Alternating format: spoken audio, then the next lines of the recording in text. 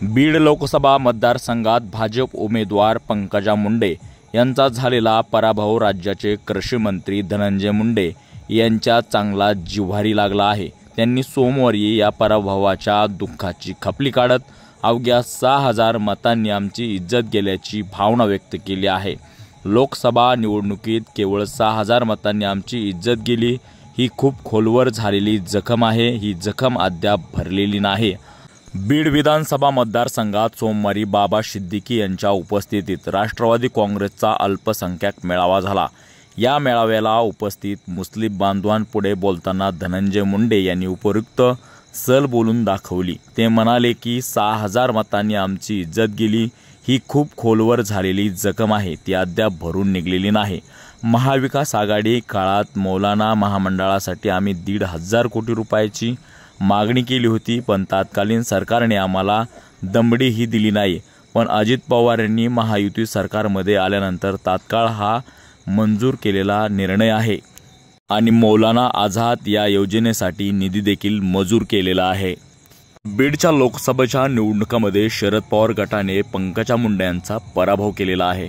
उल्लेखनीय बाब म्हणजे भाजपने बीड लोकसभा मतदारसंघातून यंदा पंकजा मुंडे यांना उमेदवारी दिली होती। या मतदारसंघात त्यांचा विजय निश्चित असल्याचे मानले जात होते, पण राष्ट्रवादी काँग्रेस शरदचंद्र पवार पक्षाचे उमेदवार बजरंग सोनवणे यांनी त्यांना कडवी टक्कर देत त्यांचा पराभव केलेला आहे। या पराभवानंतर पंकजा मुंडे यांना जबर धक्का बसला, पण त्यांनी मोठ्या मनाने आपला पराभव स्वीकारलेला आहे। त्यानंतर भाजपने त्यांना विधान परिषदेवर संधी देऊन त्यांचे राजकीय पुनर्वसन केलेले आहे, पण अखेर धनंजय मुंडे यांच्या तोंडून सोमवारी त्यांच्या पराभवाची सल निघलेली आहे। ठाकरे गटामधून गोपीनाथ मुंडे यांची बदनामी केली जात असल्याचं देखील धनंजय मुंडे यांनी म्हटलं आहे। धनंजय मुंडे यांनी यावेळी शिवसेनेच्या ठाकरे गटाने आपल्या मुखपत्रामधून केलेली टीका ही फेटाळून लावली आहे। भाजपने गोपीनाथ मुंडे यांच्या काळापासून शिवसेनेच्या जागा पाडण्यासाठी प्रयत्न केले गेले, त्याला खतपाणी घातले गेले अशी टीका ठाकरे गटाने केली होती। धनंजय मुंडे यांनी ही टीका फेटाळताना म्हणाले की ही टीका अत्यंत दुर्दैवी आहे। आज बाळासाहेब ठाकरे हयात असते तर त्यांनाही हे ऐकून वाईट वाटले असते। दिवंगत गोपीनाथ मुंडे यांचे नाव घेऊन त्यांना बदनाम केले जात आहे। गोपीनाथ मुंडे हे शिलेदार राहिले आहेत, त्यामुळे त्यांची बदनामी करणे उद्धव ठाकरे यांना शोभत नाही। खासदार धनंजय मुंडे शिवसेना पूर्णपणे पाण्यात घातल्याशिवाय स्वस्थ बसणार नाहीत।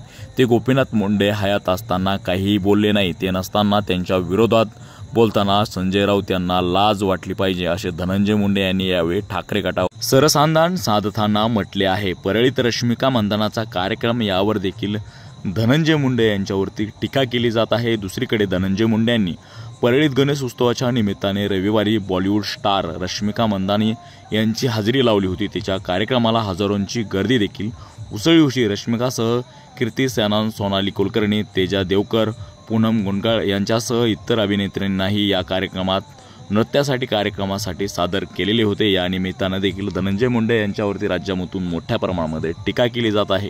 धनंजय मुंडे यांनी 6000 मतांनी पराभव झालेल्या पंकजाताई मुंडे यांच्याबद्दलची सल व्यक्त केली आहे। तुम्हाला याविषयी काय वाटतंय आमच्या कमेंट बॉक्समध्ये नक्की कळवा। आमच्या असेच नवनवीन व्हिडिओ पाहण्यासाठी आमच्या चॅनलला शेअर, लाईक, सबस्क्राईब नक्की करा। धन्यवाद।